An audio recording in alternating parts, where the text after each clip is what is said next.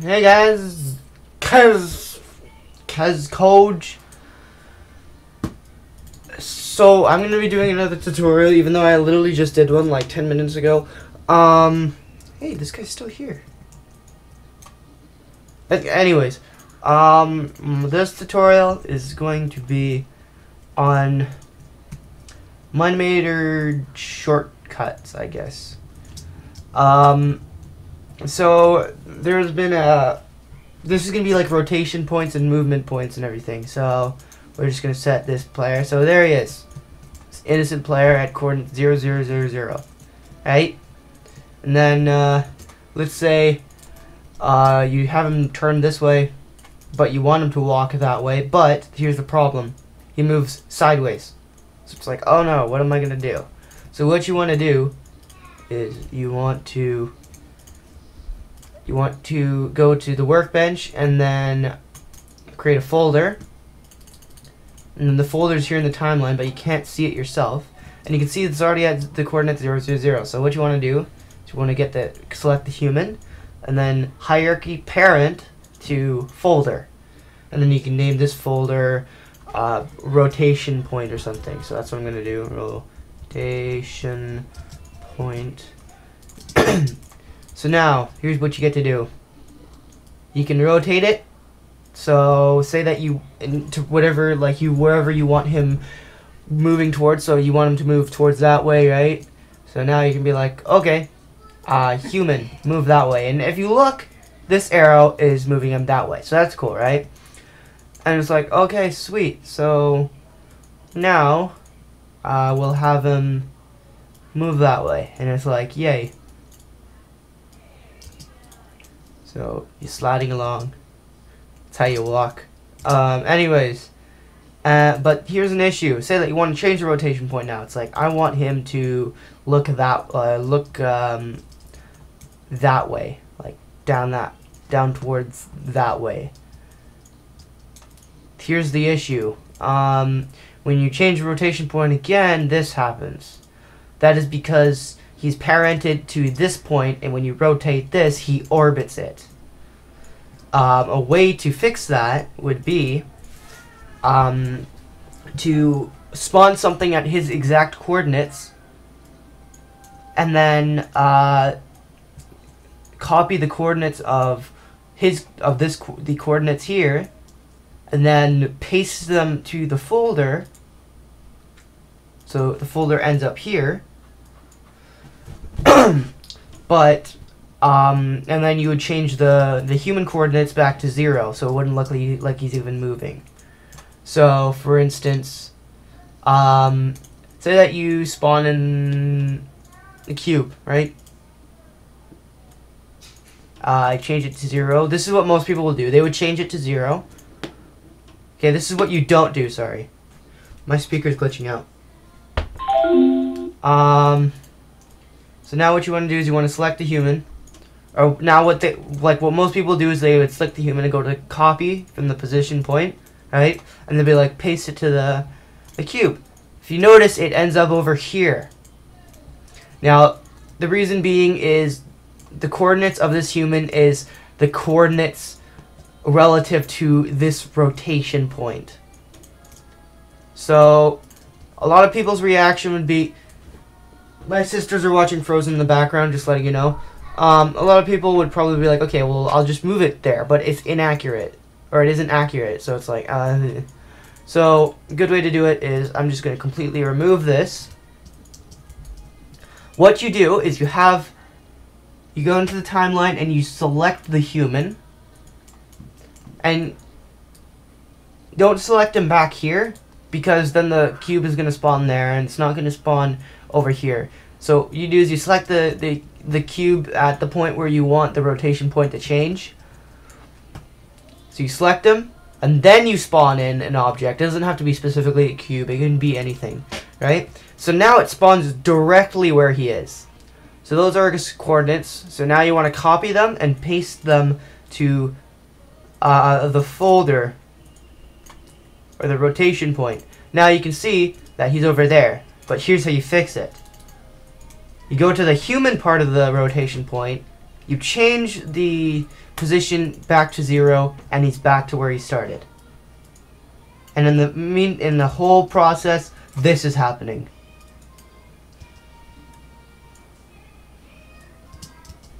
The folder is moving. Basically, everything is moving, but at the same time, it isn't. And that's how you fix it. Now, if you want, you can do it really, you can change it like super fast. So instead of having to wait a while, it can just teleport there instantly. And I'm telling you, like, it's moving. And you don't see it happening, but it's moving. So that's how you do rotation points, and then you can just change the rotation point again.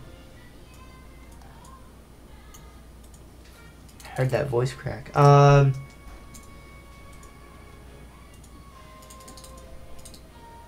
wonder if I did this. Okay. Alright, now you can go that way. It's like, yay. So now, bing. Alright, so that's how you do rotation points. And you can just remove this cube from the timeline completely. So now, it looks all nice. Well, if you had a walking animation, yeah, it would. But that's how you do rotation points.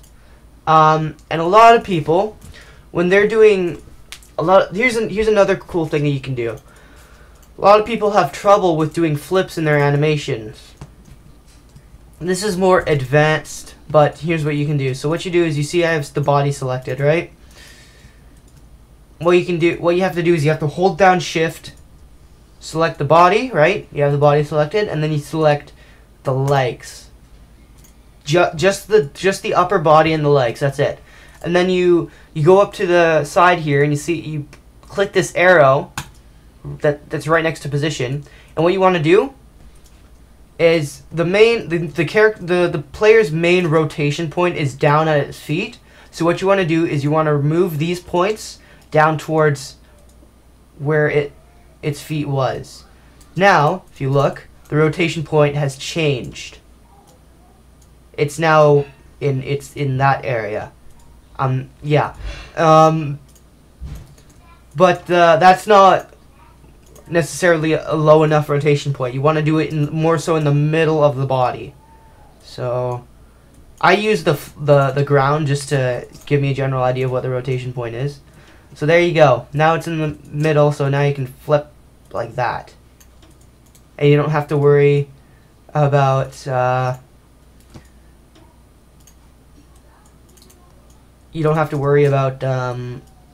human spazzing out. So I'll do a comparison just to show you. We'll have this go down there, right? So this is how a flip would normally look like.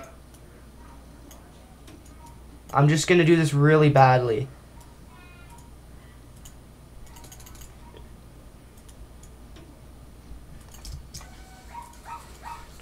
So I'm not gonna do any animation for it. Like, I'm just gonna show you what exactly it would look like.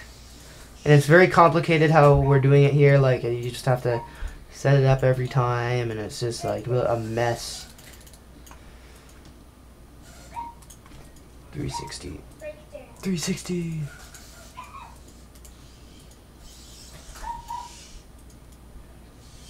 So this is how a flip would usually look like. If we did it faster here, let's do that really fast really quick.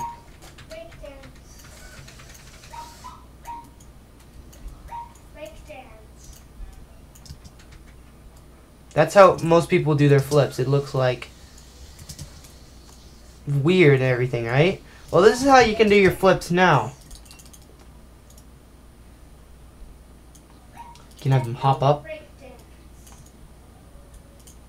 and then do his flip and land.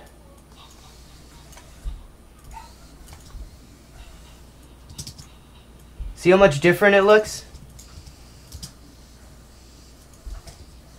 Oh, he moves all the way to the side. Okay, let's just fix that. See how much... It's so much easier than just having to do a bunch of keyframes for one of these flips. It's so much easier. So that's another shortcut you can do for flips. Another shortcut, which I usually love doing for my camera movements, is making rotation and movement points. So basically same thing. You have your camera, you spawned it in, right? Here's your camera. I'll just set it to 0 really quick. Oh, by the way, a faster way to reset it is just hit this little, what looks like an undo button in the top area right here. And you can set the rotation to 0. Oh, never mind, that doesn't do it. Okay, so now you have your camera. So now what you want to do is you want to spawn in a folder. Same thing as the rotation point on the human. Parent the camera to the folder. The folder is up here. Set the folder to 0. And then parent that folder to another folder. So you gotta spawn in another folder and parent that folder to this folder too. And then just to be safe, spawn in another folder. Parent folder 2 to folder 3. There you go. Now you got your folders. I'm going to set them all to 0 just in case. Alright. So here's your camera. The good thing about folders is it does not ever look like it's moving. So here's your... So folder 3 should be named position point. Or, no, location point, sorry. So there we go, and then select folder 2. It should be called rotation point 1, and then folder 1 should be called rotation point 2.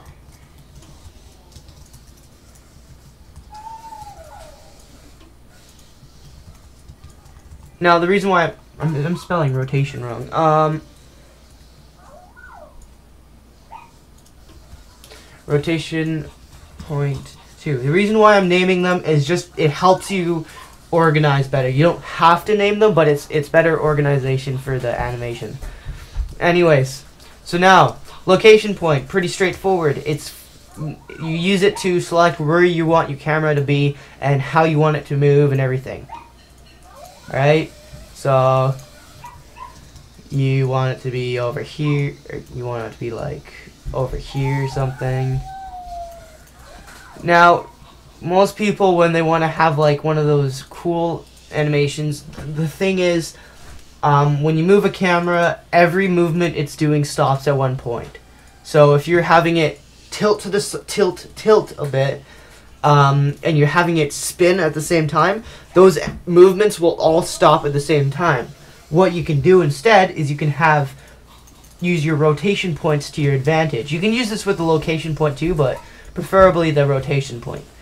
What you do is you can have your tilt, and you can have your spin end somewhere else.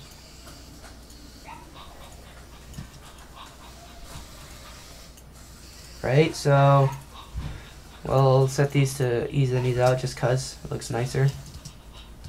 And another thing you could do, you could have it keep tilting. Maybe go up a little bit.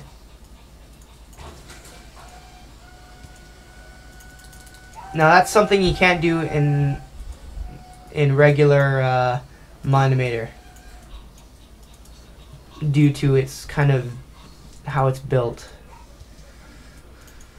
And you can even do it with the rotation point. You can go up, side, spin, doesn't matter.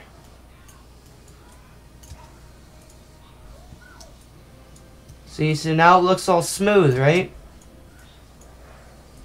That's something you wouldn't be able to do in regular Mine-imator.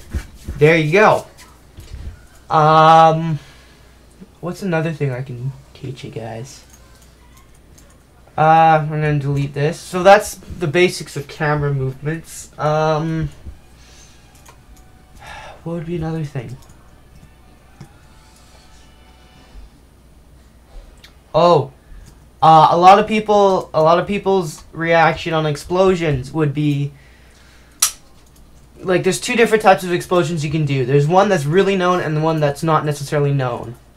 There's the particle explosions. So, for instance, if you want a particle explosion, easiest thing to do is hit this little folder with a plus sign in the top here, and go to the Mine-imator folder, particles, and then it can just be explosion.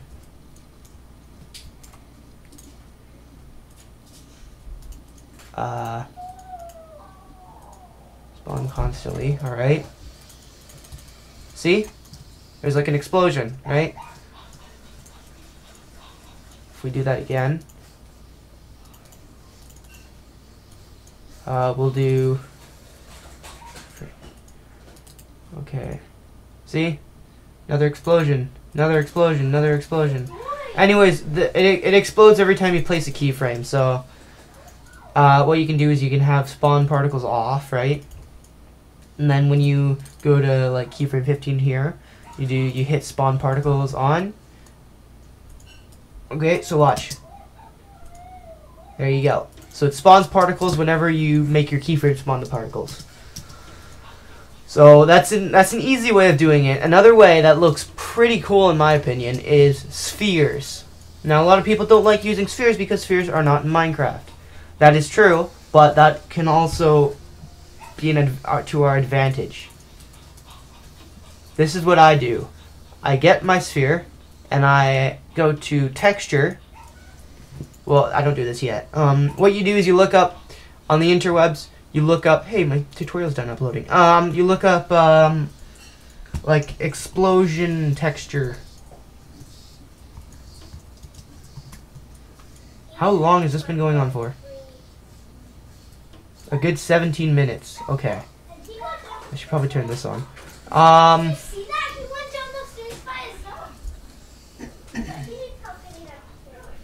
So you go to explosion texture. So yeah, just look that up. Look up .png after as well. Oh wait, no, that just makes it like an actual. Okay, so just regular explosion texture. So here you go. There's like a ton of explosion textures you can use. It's like they're all cool and everything. Personally, get one that's like a full image, sort of like this or this or this. Well, not necessarily this, because that's just like no. But this. Try not to get one that's watermarked, because that can be very noticeable in your animations. There you go. Oh no, never mind. That's watermarked. I'm just gonna get this one. I already have this one, I think. So, just in case I'm gonna get it.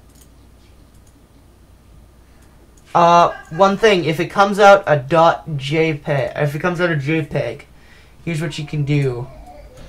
You can go to wherever you saved it. So, for instance, I'm gonna do show in folder. What you do is you can open with, you go to open with and then paint, or it can be paint.net. And what you do is you go save as, and you have it here, right? What you want to do is you want to, instead of saying save as, type JPEG, do PNG. Save it, and you're done. Now you have your explosion texture. Good for you. Now you go to wherever you saved it, if you remember where you saved it, because I clearly do not.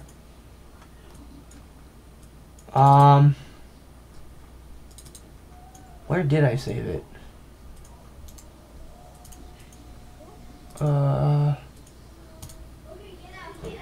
I saved it on desktop. Okay. So for me, I saved it on my desktop. Let me find it. Here it is. So there you go. There's like a little sphere explosion thing. Oh, this is a good texture. It doesn't have any of those creases. Usually what will happen is spheres will have like creases in them where it will be like a line going down, being like, yeah, this is where the picture ends and then it starts, and it's like all weird and everything. Anyways, so there you have your little sphere, right? What I usually do is I turn the brightness up all the way and have it at the smallest it can be. And then you make a keyframe later on in the timeline and make it massive. Oh, also one other thing. I totally did not mention this.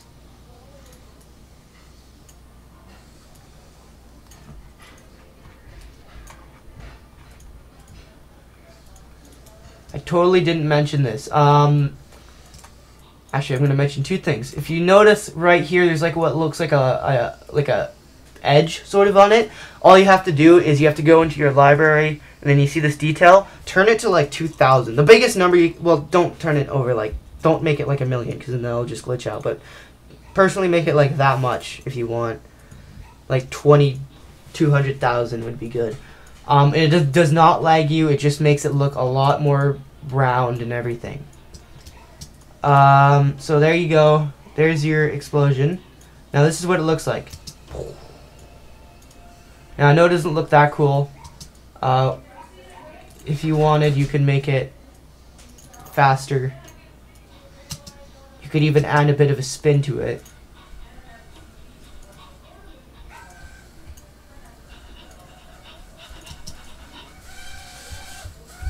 So that looks cool, right? So now, what I was going to mention was, if you look... I'm sorry, what? Yeah. If you look, this might happen to you where it like extends from the bottom, right? Yeah, the way to fix that would simply be just selecting the timeline, selecting the sphere right here, and then clicking custom rotation point and changing the Z to 8. And then you're done. So that's how you make one of those cool explosions. Now another thing you could do is here. I'm going to quickly select all these keyframes. I'm going to change the alpha to 50. Or no, sorry, I'm going to change it to this. Another thing you could do is you could duplicate the sphere and make a bit of a smaller sphere in the middle that has full alpha. Don't get him confused. Tell him one thing at a time. So it looks like that. That's pretty cool, right? And you can even have that sphere, like, do a totally different rotation. Like, it could go the opposite direction if you wanted it to.